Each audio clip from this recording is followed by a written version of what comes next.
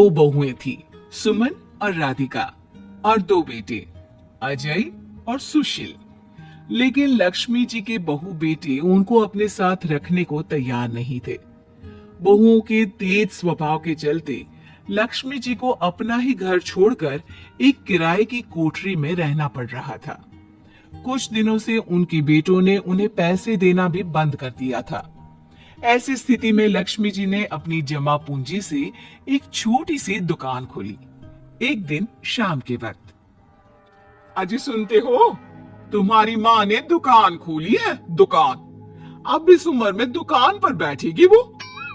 अब क्या किया जा सकता है, माँ की तो बुद्धि सठिया गई है। मोहल्ले में मजाक बनाएंगे सब हमारा। अरे जेठ जी, इसमें परेशानी क्या है अगर सासू माँ ने दुकान खोली है? हाँ हाँ, राधिका ठीक तो कह रही है। अपनी दुकान पर बैठी रहेगी, कम से कम हमें परेशान तो नहीं करेंगी। हाँ, वैसे बात तो ठीक है। खुद के दो पैसे कमाएंगी तो कभी कभार हमें जो खर्चा देना पड़ता है ना, वो भी देने से बच जाएंगे हम लोग। फिर किस बात की परेशानी, खोलने दो माँ को दुकान, हमें क्या। वैसे भी अपनी कोठरी में चुपचाप रह रही है ना, चाहे दुकान खोले या मॉल बनाए, हमें उससे क्या लेना देना। अगले दिन सुमन अपनी सास की दुकान पर पहुंचती है। सासू माँ, आपकी दुकान में शक्कर है क्या? शक्कर जरा 1 किलो दे दीजिएगा। हाँ हाँ बहू, है ना।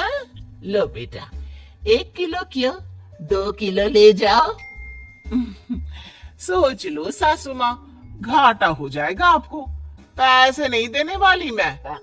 देखो सुमन, ये मेरी दुकान है और यहाँ पर जो भी कोई सामान खरीदने आता है उसे पैसे तो देने ही पड़ते हैं।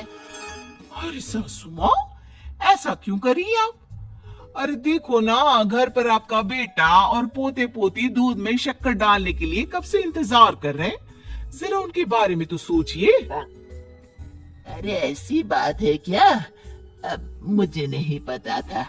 बहू एक काम करो, वैसे भी पहली बार आई हो ना, ये शक्कर तुम ऐसे ही ले जाओ, पैसे देने की जरूरत नहीं है। अगले दिन राधिका भी अपनी सास की दुकान पर पहुंचती है। प्रणाम सासू माँ, कैसी चल रही है आपकी दुकान? बस बेटा, जैसे तैसे करके काम चला रही हूँ। तुम बताओ, घर में सब राजी खुशी है ना? हाँ हाँ मम्मी जी, सब कुछ ठीक ठाक है। बताओ राधिका बहू, कैसे आना हुआ? कुछ काम था क्या? वो ना मम्मी जी, मुझे जरा 5 किलो आटा चाहिए था। मेरे पैर में ना बहुत दर्द है, इसलिए बाजार तक जाने में ना तकलीफ हो रही थी।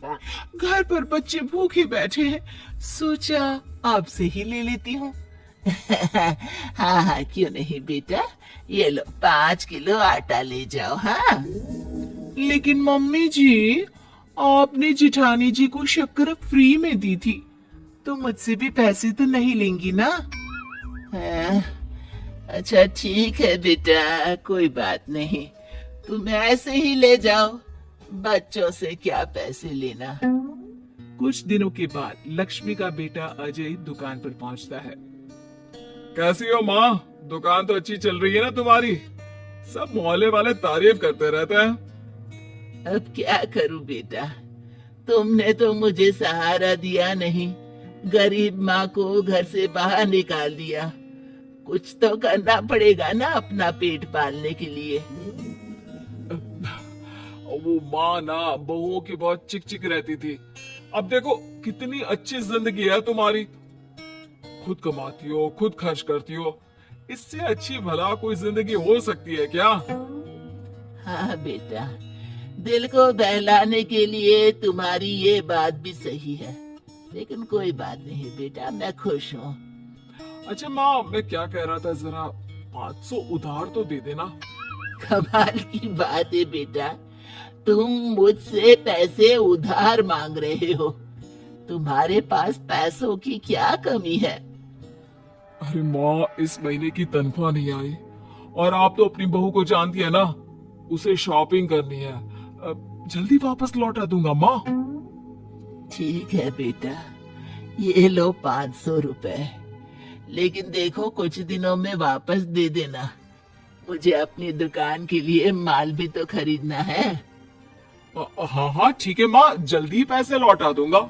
बहुत दिनों तक अजय अपनी माँ लक्ष्मी के पैसे वापस नहीं देता और सुमन और राधिका बार बार किसी न किसी बहाने से अपनी सास लक्ष्मी की दुकान से बिना पैसे दिए खूब सारा सामान ले आती है, जिसकी वजह से लक्ष्मी को अपनी दुकान में बहुत घाटा होता है।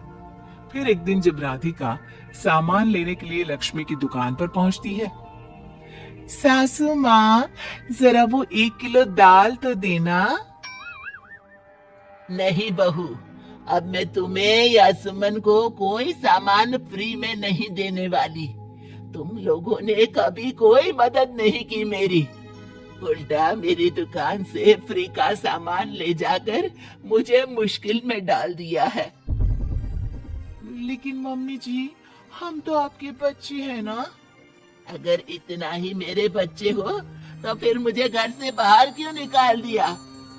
देख बहू, अब मैं तुम्हें 1 रुपए का सामान भी फ्री में नहीं दूंगी, और जाकर सुमन को भी कह देना, आए दिन तुम्हारा पति मुझसे उधार ले जाता है और वापस भी नहीं लौटाता।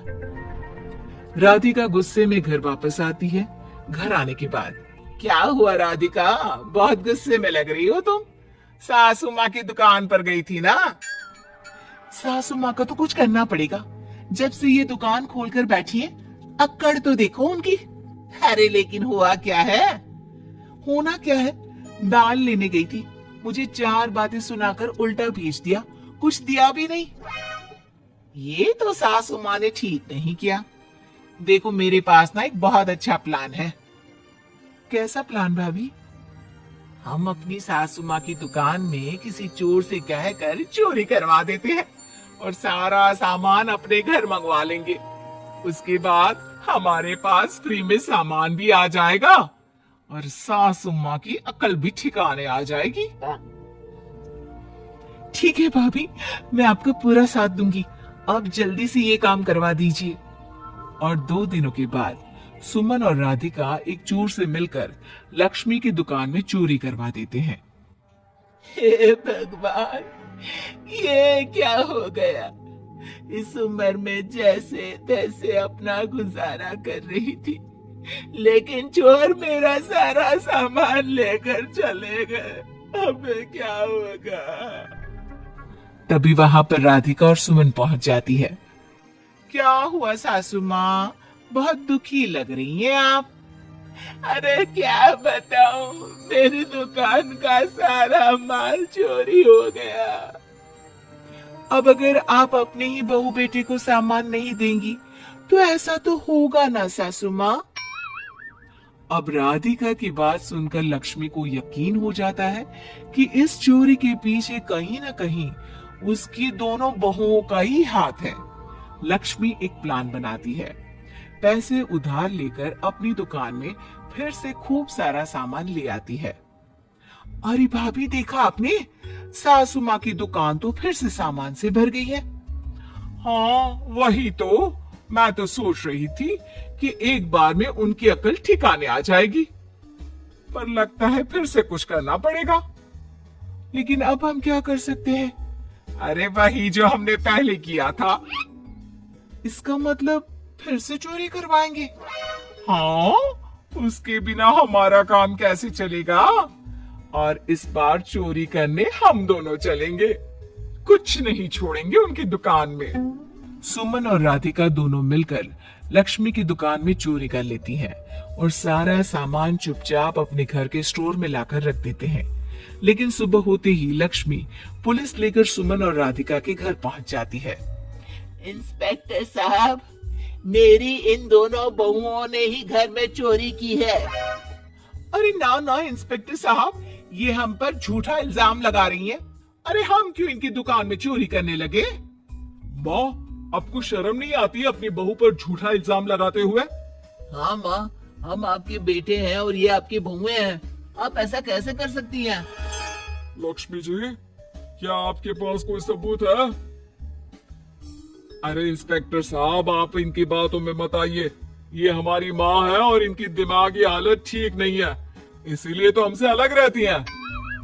इंस्पेक्टर साहब, मेरी दिमागी हालत बिल्कुल ठीक है और मेरे पास इन दोनों के खिलाफ बहुत बड़ा सबूत है।